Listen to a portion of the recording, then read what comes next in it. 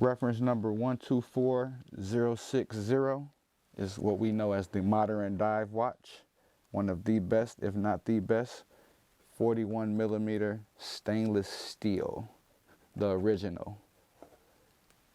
Black dial, black ceramic. This here is the 41mm oyster casing. Rolex decided to make sure that they went a little bit above and beyond, since this was a tool watch, to make sure that it was a 3-piece solid link system.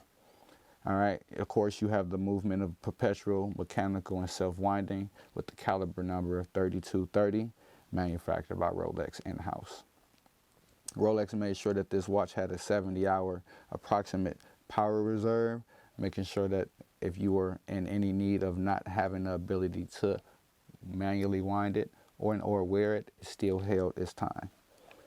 All right, so in 2020, replacing the original ceramic bezel, the no date, a lot of people don't know that this was the original actual model. Rolex went and they took it and updated it with the date, which a lot of people like to call that the Submariner, but truly this is the Submariner, not the Submariner no date. But for everyone's reference, we're going to go with the Submariner no date for now, because that's what people know it as. But we're going to go make sure that we change this trend, because this is the true OG. Rolex also decided to make sure that they made the casing slightly larger from the previous generation, but also making sure that it was more comfortably fitting, and the lugs were a lot more comfortable on the wrist, so it sits a lot thinner and lower like the original model, so it's not as thick as the recent model that they did have. Also using a larger dial markers, giving off a bigger luminescent feel, and also better reading, they went with the chroma light as well.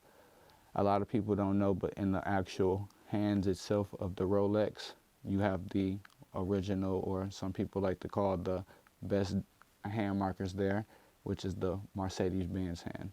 But it's also outlined in 18 karat gold, which I found was very, very unique, and how Rolex always has that high quality finish on everything that they do.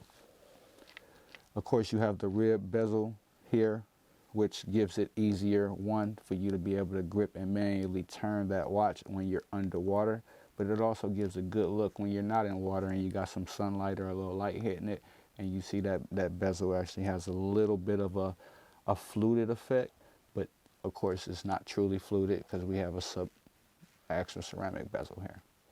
Rolex designed this watch to be more of an elegant watch when it comes to the newer models, but original design was a tool, which they then found themselves being able to blend both worlds and giving you here what we have. The Sub no date, a new collection piece, one that I think everybody should think and consider to put into their options of watches. And we're gonna have a little fun and dressing this watch up and taking this on a new journey. Make sure you stay tuned. Watch this.